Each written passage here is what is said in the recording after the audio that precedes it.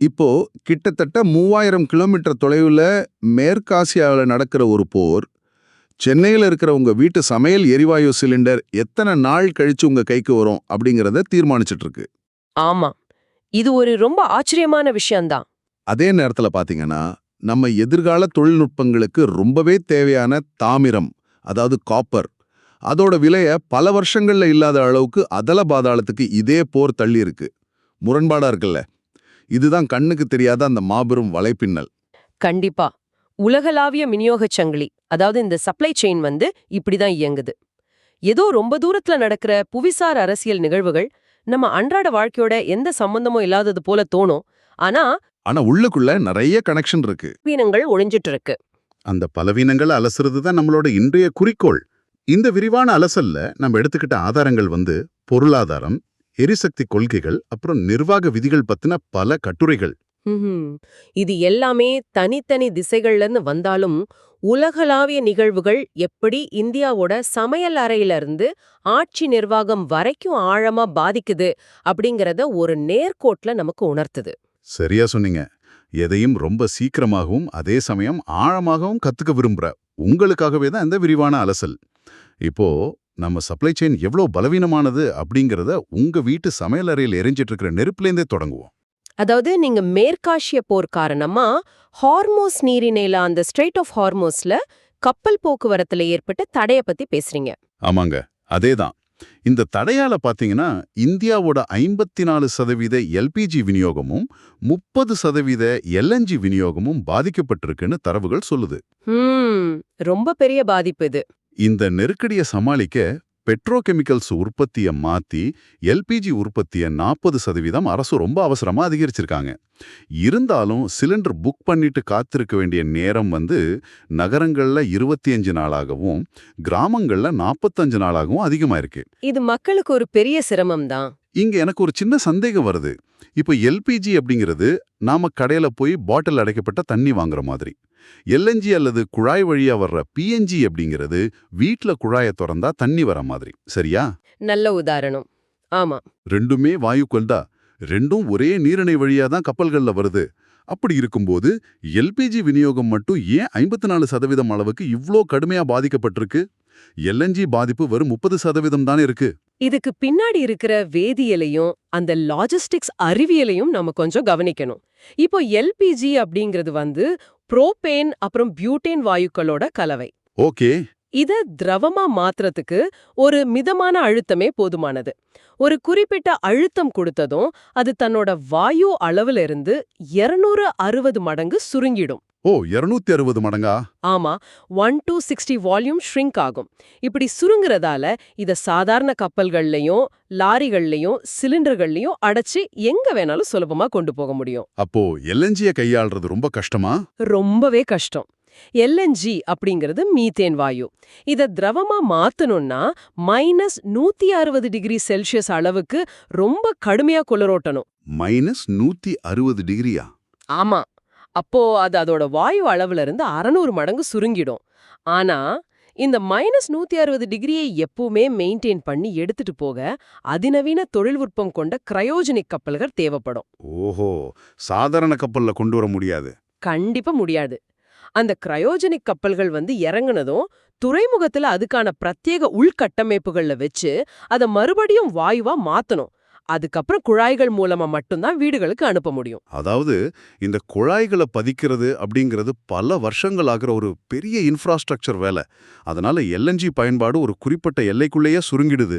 அதுதான் இங்க ரொம்ப முக்கியமான புள்ளி. இந்தியாவில எல்பிஜி பயன்படுத்துறவங்க சுமார் 33 கோடி வீடுகள். ஆனா குழாய் மூலமா பிஎன்ஜி இணைப்பு வாங்கினவங்க வெறும் 5 கோடி பேர் தான். ரொம்ப பெரிய வித்தியாசம். ஆமா.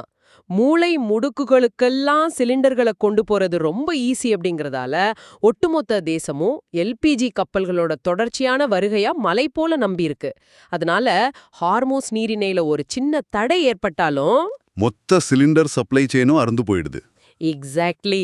நம்மளோட மிகப்பெரிய பலமே நெருக்கடி நேரத்துல நமக்கு மிகப்பெரிய பலவீனமா மாறிடுது.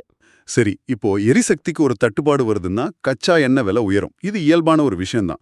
ஆனா இதே மேற்காசிய போர் இன்னொரு முக்கியமான பொருளோட விலைய அதல பாதாளத்துக்கு தள்ளி இருக்கு. தாமிரம், அதாவது காப்பர் விலைய சொல்றீங்க. ஆமா, தாமிரத்தோட விலை ஒரு டன்னுக்கு $14,527 இருந்து $12,147 சரிஞ்சிருக்கு. உலகளாவிய தாமிர இருப்பு பாத்தீங்கன்னா 1 மில்லியன் டன்னை தாண்டிருச்சு. 2003க்கு அப்புறம் இதுவே முதல் முறை. மிகப்பெரிய இருப்பு இது. இப்போ ஏன் கேள்வி என்னன்னா, நாம எலக்ட்ரிக் வாகனங்கள் அப்புறம் சூரிய ஒளி மின்சாரம் மாதிரி புதுப்பிக்கத்தக்க ஆற்றலை நோக்கி ரொம்ப வேகமா நகர்ந்துட்டு இருக்கோம். தாமிரத்தை மின்மயமாக்கலின் உலோகம் அப்படின்னே சொல்றாங்க. Metal of electrification. ஆமா, அப்படி என்றால் தாமிரத்தோட தேவை அதிகமாகி விலை உச்சத்துக்கு தானே போகணும். ஏன் இவ்ளோ குறையுது? ஒரு முரண்பாடா இருக்கே. இத பொருளாதார நிபுணர்கள் காப்பர் பாரடாக்ஸ், அதாவது தாமிரத்தின் முரண்பாடு அப்படின்னே சொல்றாங்க. போர் காரணமா கச்சா எண்ணெய் அப்புறம் எரிசக்தி விலை உயரும்போது உலகெங்கும் இருக்கிற தொழிற்சாலைகளை இயக்குறதுக்கான உற்பத்தி செலவுகள் ரொம்ப எகுரும். கரெக்ட், கரண்ட் பில் அதிகமா வரும். உற்பத்தி செலவு அதிகரிச்சா ஆப்வியஸா பொருட்களோட விலையும் கூடும், பணவீக்கம் ஏற்படும். இந்த பணவீக்கத்தை கட்டுப்படுத்த மத்திய வங்கிகள் என்ன பண்ணுவாங்க? வட்டி விகிதங்களை உயர்த்துவாங்க. வட்டி அதிகமாச்சுன்னா மக்கள் லோன் போட்டு பொருள்களை வாங்கறத குறைச்சுப்பாங்க. அதேதான், பொருட்கள் விற்பனை ஆகல அப்படின்னா தொழிற்சாலைகள் தங்களோட உற்பத்தியை குறைச்சுப்பாங்க. உற்பத்தியை குறைச்சா மூலப்பொருட்களுக்கான தேவை தானா குறையும். ஓ, இப்ப புரியுது. தாமிரம் வீடுகள்ல யூஸ் பண்ற ஒயர்ல தொடங்கி பெரிய தொழிற்சாலை இயந்திரங்கள் வரைக்கும் எல்லா இடத்துலயும் பயன்படுற ஒரு அடிப்படை உலோகம். ஆமா, உலக பொருளாதாரம் எப்படி இருக்கு அப்படிங்கறத அளவிடுற ஒரு கருவியாவே, ஒரு பாரோமீட்டராவே தாமிரத்தை பாக்குறாங்க. எரிசக்தி விலையேற்றத்தால உலக பொருளாதாரம் ஒரு மந்தநிலையை நோக்கி போகுது அப்படிங்கிற அச்சம் முதலீட்டாளர்கள் மத்தியில வந்துருச்சு. அதனால புதிய கட்டுமானங்களும் உற்பத்திகளும் தற்காலிகமா நிப்பாட்டப்படும்னு எதிர்பார்த்து தாமிரத்தோட எதிர்கால தேவை குறைஞ்சு விலையும் சரிஞ்சிடுச்சு. சரியா புரிஞ்சுகிட்டீங்க. இதுதான் அந்த பிகர் பிக்சர். சரி, இதுல இந்தியாவோட நிலை என்னவா இருக்கு? தாமிரம் விலை குறையறது நமக்கு லாபம் தானே? தற்காலிகமா பார்த்தா அது லாபமா தோணலாம். ஆனா நீண்ட கால அடிப்படையில நம்மளோட சார்பு நிலை தான் இங்க பெரிய பிரச்சனை. இந்தியால ராஜஸ்தான், மத்திய பிரதேஷ், ஜார்க்கண்ட் ஆகிய மாநிலங்கள்ல மட்டும்தான் கொஞ்சம் தாமிர இருப்பு இருக்கு. அதுவும் ரொம்ப தரம் குறைவானது. அப்போ தாமிர தேவைக்காக நம்ம முழுமையா உலக சந்தையை தான் நம்பியிருக்கோம். 100% நம்பியிருக்கோம். ஆக எரிசக்திக்காக கச்சா எண்ணெயையும் உள்கட்டமைப்பிற்காக தாமிரத்தையும் நம்ம வெளிநாடுகள்ல இருந்து தான் இறக்குமதி செய்ய வேண்டியிருக்கு. இந்த வெளிநாட்டு சார்பு நிலையையும் சப்ளை செயின் பலவீனங்களையும் தவிர்க்க தான் இந்தியா புதுப்பிக்கத்தக்க ஆற்றலை நோக்கி ரொம்ப வேகமா பயணிக்குது. ஆமா, ரினியூவபிள் எனர்ஜி. இதுல ஒரு முக்கிய திட்டமான PM குசும் பத்தி நாம இப்ப அலசுவோம். விவசாயிகளுக்கு சூரிய ஒளி மின்சாரத்தை வழங்குற இந்த திட்டத்துல புதுசா பேட்டரி சேமிப்பு முறைய சேர்க்க அரசு திட்டமிட்டு இருக்காங்க. Battery storage. மின்சார அமைச்சகம் 4 மணி நேர சேமிப்பையும் மரபுசாரா எரிசக்தி அமைச்சகம் 2 மணி நேர சேமிப்பையும் பரிந்துரை பண்ணி விவாதிச்சுட்டு வராங்க. PM குசும் 2.0 திட்டத்துல பேட்டரிகளை இணைக்கிறது அப்படிங்கிறது ஒரு தவிர்க்க முடியாத கட்டாயம்னு தான் சொல்லணும். இத புரிஞ்சுக்க நான் ஒரு எளிய உதாரணத்தை சொல்றேன். இப்போ சூரிய ஒளி மின்பலனைகள் அப்படிங்கிறது மிக கனமழையை கொடுக்கிற ஒரு பருவமழை மாதிரி. அது மதிய வேளையில மொத்தமா ஒரு வெள்ளம் போல மின்சாரத்தை கொட்டித்து இருக்குது. நல்ல ஒப்பீடு. ஆனா விவசாயிகளுக்கு எப்போ பம்புகளை இயக்க மின்சாரம் தேவைப்படுது? அதிகாலையிலோ இல்ல மாலையிலோ தான் தேவைப்படுது. இந்த மதியம் கொட்டுற மின்சார வெள்ளத்தை தேக்கி வச்சு விவசாயிகளுக்கு தேவைப்படுற நேரத்துல சீரா கால்வாய்கள்ல திறந்து விடுற ஒரு அணைக்கட்டு மாதிரி தான் இந்த பேட்டரிகள் செயல்பட போகுது. அருமையான உதாரணம். இந்த அணைக்கட்டு உதாரணம் இங்க இருக்கிற தொழில்நுட்ப சிக்கலை ரொம்ப தெளிவா விளக்குது. சூரிய ஒளி மின்சாரம் உற்பத்தியாகிற நேரத்துக்கும் அது தேவைப்படுற நேரத்துக்கும் இடையில இருக்கிற இந்த முரண்பாட்டை தான் டக் கர்வ் அப்படின்னு சொல்லுவாங்க. டக் கர்வ். ஆமா, ஒருவேளை இந்த பேட்டரிகள் இல்லைன்னா என்ன ஆகும்னு யோசிச்சு பாருங்க. மதியம் 1 மணிக்கு கிராமத்துல இருக்கிற பல்லாயிரக்கணக்கான சோலார் பேனல்கள் ஒரே நேரத்துல உச்சபட்ச மின்சாரத்தை உற்பத்தி செஞ்சு அதை நேரடியா உள்ளூர் விநியோக கட்டமைப்புக்குள்ள, அதாவது கிரிட்ல செலுத்தினா கிரிட் ஓவர்லோட் ஆகி மொத்தமா செயலிழந்துரும். அதான் கிரிட் ட்ரிப் ஆயிடும் இல்லையா? எக்ஸாக்ட்லி, கிரிட் தாங்காது. அதே சமயம் மாலையில விவசாயிகளுக்கு தேவைப்படும் போது கிரிட்ல மின்சாரமே இருக்காது. ஆக இந்த பேட்டரிகள் சும்மா மின்சாரத்தை சேமிச்சு விவசாயிகளுக்கு பணத்தை மிச்சப்படுத்துற கருவி மட்டும் கிடையாது. கிடையவே கிடையாது. அது ஒட்டுமொத்த கிராமப்புற மின் கட்டமைப்பையும் அதோட நிலைத்தன்மையும் பாதுகாக்க போற ஒரு பெரிய பாதுகாப்பு அரண். அதனாலதான் 2 மணி நேர சேமிப்பா இல்ல 4 மணி நேர சேமிப்பான்னு அமைச்சகங்கள் தீவிரமா விவாதிச்சுட்டு வராங்க. செலவுக்கும் கட்டமைப்பு பாதுகாப்புக்கும் இடையில ஒரு பேலன்ஸ் தேடுறாங்க. ஆமா, ஒரு சமநிலைய கொண்டு வர முயற்சி பண்றாங்க. இந்த திட்டம் ரொம்ப அவசியமானதுதான். ஆனா இந்த சோலார் பேனல்களை அமைக்கிறது, அதுக்கான பேட்டரிகளை நிறுவுறது, கிராமங்கள்ல புதிய கட்டமைப்புகளை உருவாக்குறது, இதெல்லாத்தையும் செய்ய ஒரு வலிமையான உள்ளூர் பொருளாதாரம் தேவை. கண்டிப்பா. அந்த உள்ளூர் பொருளாதாரத்தோட அடித்தளமே கிராமப்புற உழைப்பாளர்கள் தான். ஆனா அந்த உழைப்பாளர்களை ஈர்க்கிற திட்டங்கள் ஏன் வீழ்ச்சி அடையுது அப்படிங்கிறது தான் நம்ம அடுத்த விவாத பொருள். நம்ம ஆதாரங்களின்படி மகாத்மா காந்தி தேசிய ஊரக வேலைவாய்ப்பு உறுதி திட்டம், அப்புறம் புதிய விலாக்ஷீட் பாரத் ஆகிய திட்டங்கள்ல கடுமையான ஊதிய முடக்கம் ஏற்பட்டிருக்கு. 2009ல மத்திய அரசு இந்த ஊதிய நிர்ணயத்தை தன்னோட கட்டுப்பாட்டுல எடுத்ததுல இருந்து தான் இந்த சிக்கலை ஆரம்பிச்சது. ஆமா, பணவீக்கத்தை மட்டுமே கணக்குல வச்சு ஊதிய ஏத்துறதால மார்க்கெட்ல ஒரு சாதாரண கூலி தொழிலாளிக்கு கிடைக்கிற குறைந்தபட்சம் ஊதியத்தை விட இந்த அரசு திட்டத்தோட ஊதியம் ரொம்பவே பின்தங்கிடுச்சு. இது ஒரு பெரிய பிரச்சனை. ஆனா இதுல எனக்கு ஒரு மாற்று கருத்து இருக்கு. சந்தையை விட அரசு குறைந்த ஊதியம் கொடுக்கறதால அரசுக்கு கொஞ்சம் பணம் மிச்சமாகுதுன்னு தானே அர்த்தம். இது பொது பணத்தை சேமிக்கிற ஒரு பட்ஜெட் உறுதி தானே. தவிர வேலையே இல்லாத ஒருத்தருக்கு குறைந்தபட்சம் ஒரு சின்ன ஊதியமாவது கிடைக்கிறது நல்லது தானே. இதையே ஒரு பெரிய வீழ்ச்சியா பார்க்கணும். மேலோட்டமா பார்த்தா நீங்க சொல்ற மாதிரி இது ஒரு செலவு குறைப்பு உத்தி போலதான் தோணும். ஆனா பொருளாதார ரீதியாகவும் நிர்வாக ரீதியாகவும் இது எப்படி ஒரு சிஸ்டம் உள்ளிருந்து சிதைக்குது அப்படிங்கறத நம்ம பார்க்கணும். எப்படி சிதைக்குது? பாங்க. ஓ, அதனால வேலை நடக்கிற வேகம் குறையும். அதோட நின்னா பரவாயில்லையே, உண்மையான தொழிலாளர்கள் இந்த வேலைக்கு வராததால அந்த வேலைத்தலங்கள்ல தொழிலாளர்களோட நேரடி கண்காணிப்பும் ஈடுபாடும் இருக்காது. இது உள்ளூர் ஒப்பந்ததாரர்களுக்கும் அதிகாரிகளுக்கும் ரொம்ப வசதியா போயிடும். அதாவது ஊழல் நடக்க ஆரம்பிச்சிடும்னு சொல்றீங்க. ஆமா, வேலைக்கு வராதவங்களோட பெயர்களை போலி பதிவேடுகள்ல சேர்த்து, அதாவது கோஸ்ட் ஒர்க்கர்ஸ் கணக்கு காட்டி வேலை நடக்கிறது போலவே அந்த ஊதியத்தை சுருட்டிடுவாங்க. அப்போ வறுமையை போக்கி கிராமங்கள்ல குளங்கள், கால்வாய்கள் மாதிரி உண்மையான உள்கட்டமைப்பு உருவாக்குறது தான் இந்த திட்டத்தோட நோக்கம். ஆனா மிக குறைந்த ஊதியம் அப்படிங்கிற ஒற்றை காரணத்தால உண்மையான உழைப்பாளர்கள் வெளியேறாங்க. போலி பதிவேடுகள் உள்ள வருது. செலவை குறைக்கிறதா நினைச்சு அரசு ஒட்டுமொத்த திட்டத்தோட நோக்கத்தையே சிதைச்சு ஊழலுக்கு வழிவகுக்குது.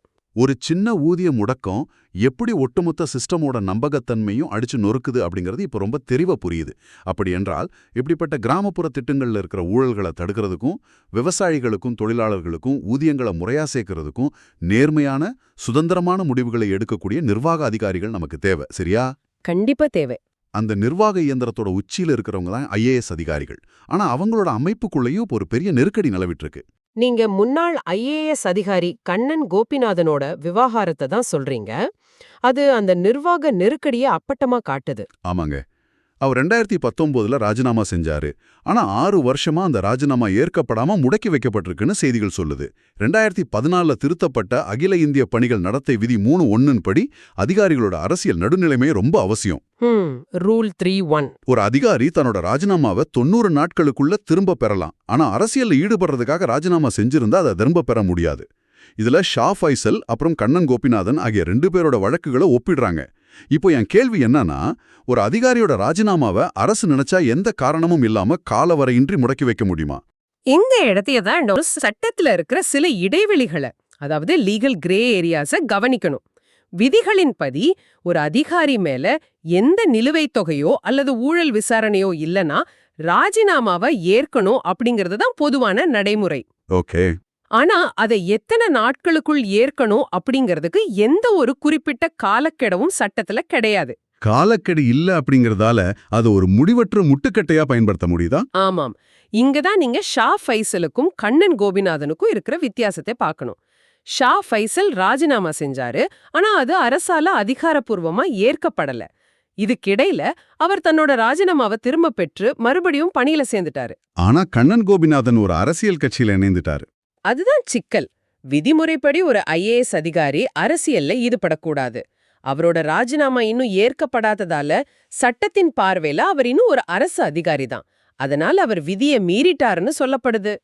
அதாவது ஒரு அதிகாரி தான் விரும்பி வெளியேறவும் முடியாம, வெளியே போன பின்னாடி வேற பணிகள்ல ஈடுபடவும் முடியாம இது முடக்கி போடுது. எக்ஸாக்ட்லி. இது ஒரு புறம் இருக்க, சிசாட் தேர்வுக்கும் இந்த ராஜினாமாக்களுக்கும் ஒரு ஆழமான தொடர்பு இருக்குன்னு நம்ம ஆதாரங்கள் சுட்டிக்காட்டுது. 2010ல சிசாட் அறிமுகப்படுத்தப்பட்ட பிறகு 31 IAS அதிகாரிகள் ராஜினாமா செஞ்சிருக்காங்க.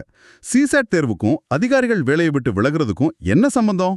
இது இந்திய நிர்வாக கட்டமைப்புல நடந்துட்டு வர ஒரு மிகப்பெரிய கலாச்சார மாற்றம்னு சொல்லலாம். கலாச்சார மாற்றமா? லாஜிக்கல் ரீசனிங், அப்புறம் கணிதத்துக்கு அதிக முக்கியத்துவம் கொடுத்துச்சு. இதனால என்னாச்சுன்னா பாரம்பரியமா ஆட்சி பணிக்கு வந்துட்டு இருந்த கலை மற்றும் மானுடவியல் மாணவர்களை விட, அதாவது ஆர்ட்ஸ் அண்ட் ஹியூமனிட்டிஸ் படிச்சவங்கள விட ஆமா, அவங்கள விட இன்ஜினியர்கள், தொழில்நுட்ப வல்லுநர்கள், அப்புறம் எம்பிஏ படிச்சவங்க பெருமளவுல ஐஏஎஸ் ஆக மாறினாங்க. இவங்கள நாம டெக்னோகிராட்ஸ் அப்படின்னு சொல்லலாம். ஓ, அதிகாரிகளோட பின்னணி மாறினதால அவங்களோட மைண்ட் செட்டும் மாறிடுச்சா? முற்றிலுமா மாறிடுச்சு. பாரம்பரிய அதிகாரிகள் மாதிரி வாழ்நாள் முழுக்க அரச பணி தான் என்ன ஒரே அடையாளம் அப்படிங்கிற மைண்ட் செட் இந்த டெக்னோகிராட்ஸ் கிட்ட கிடையாது. அவங்க இத ஒரு கார்ப்பரேட் நிறுவன வேலை மாதிரி தான் பாக்குறாங்க. அப்போ பிரச்சனை வந்தா ஈஸியா வேலையை விட்டுடுவாங்களா? கண்டிப்பா.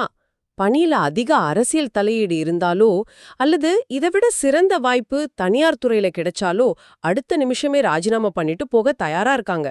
தங்களோட திறமை மேல உங்களுக்கு அதீத நம்பிக்கை இருக்கு. ஆனா நம்ம அரசு இயந்திரமும் அதோட விதிகளும் இன்னும் பழைய காலத்திலே தேங்கி நிக்குது. அதேதான்.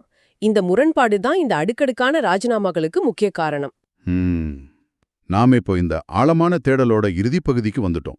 உலகளாவிய விநியோகச் சங்கிலியில் இருக்கிற எல்பிஜி தட்டுப்பாடுல தொடங்கி தாமிரத்தோட பொருளாதார முரண்பாடு, பிஎம் குசும் திட்டத்தோட சூரியொளி பேட்டரிகள், மகாத்மா காந்தி வேலைவாய்ப்பு திட்டத்தோட ஊதிய சிக்கல், இறுதியா ஐஏஎஸ் அதிகாரிகளோட ராஜினாமா முடக்கம் வர ரொம்ப விரிவா அலசிட்டோம். இது எல்லாமே நாம தொடக்கத்துல பேசின அந்த ஒரு புள்ளியில தான் வந்தடையுது. பலவீனமான அமைப்புகள். ஆமாம். அது சர்வதேச பெருங்கடலா இருந்தாலும் சரி, கிராமப்புற வேலைவாய்ப்பு திட்டமா இருந்தாலும் சரி, நம்ம சிஸ்டம்ஸ் எல்லாமே ஒன்னோட ஒன்னு ஆழமா பிணைக்கப்பட்டிருக்கு. அதே சமயம் எப்ப வேணா அருந்து போகக்கூடிய நிலையில தான் இருக்கு. இதை எல்லாமே கேட்ட உங்களுக்காக ஒரு விஷயம் சொல்ல விரும்புறேன். இனி நியூஸ் பேப்பர்ல நீங்க படிக்கிற செய்திகள் வெறும் தனித்தனி சம்பவங்கள் கிடையாது. அது ஒவ்வொன்றும் இன்னொரு பெரிய நிகழ்வோட தொடர்ச்சி அப்படிங்கிறது உங்களுக்கு கண்டிப்பா புரியும். நிச்சயமா புரியும். இறுதியா உங்களுக்கு ஒரு சிந்தனைக்கான தூண்டலை வச்சுட்டு விடைபெற விரும்புறேன். கச்சா எண்ணெய் இறக்குமதியை குறைக்கிறதுக்காகவும் எரிசக்தி பாதுகாப்புக்காகவும் நாம இப்போ சூரிய ஒளி மின்சாரத்தையும் அதோட பேட்டரிகளையும் நோக்கி ரொம்ப வேகமா நகர்றோம். ஆனா கொஞ்சம் ஆழமா யோசிச்சு பாருங்க. ஆமா, அந்த பேட்டரிகளை தயாரிக்க நமக்கு லித்தியம், கோபால்ட் மாதிரி அரிய கனிமங்கள் தேவை. அதுக்காகவும் நாம மறுபடியும் வேற சில குறிப்பிட்ட நாடுகளையே சார்ந்திருக்க வேண்டிய கட்டாயம் நமக்கு இருக்கு. மறுபடியும் அதே சுழற்சி தான். நாம பழைய கச்சா எண்ணெய் அடிமைத்தனத்திலிருந்து விடுபட்டு புதிய பேட்டரி கனிம அடிமைத்தனத்துக்குள்ள நுழையிறோமா? சப்ளை செயின்ல இருக்கிற ஒரு கண்ணுக்கு தெரியாத வலையிலிருந்து தப்பிச்சு இன்னொரு புதிய வலைக்குள்ள நாம மாட்டிக்கிறோமா? இத பத்தி நீங்க ஆழமா சிந்திச்சு பாருங்க. இந்த விரிதான அலசல் இத்துடன் நிறைவடைகிறது.